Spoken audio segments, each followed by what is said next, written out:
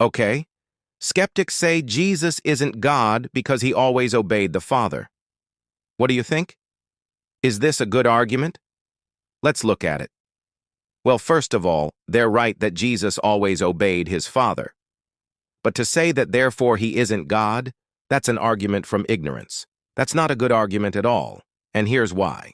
In the book of Philippians, chapter 2, verse 8, we read this about Jesus Christ: "He humbled himself and became obedient unto death, even the death of the cross." So, okay, he was obedient.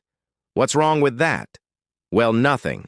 In and of itself, that's not a problem. But skeptics will say, well, if he was obedient, that means he wasn't God, because God doesn't have to obey anybody. And that's actually not true. The Bible says in Hebrews chapter 5, verse 8, "Though he was a son, yet he learned obedience by the things which he suffered." So here we have the perfect, fully God Jesus Christ, who was obedient, who became a man so that he could learn obedience. So no, skeptics are wrong. Jesus being obedient doesn't mean that he isn't God. In fact, it shows us that he became a man so that he could be obedient. So what's the takeaway? Don't try to use the fact that Jesus was obedient as an argument against his deity. You could say he was fully God and fully man.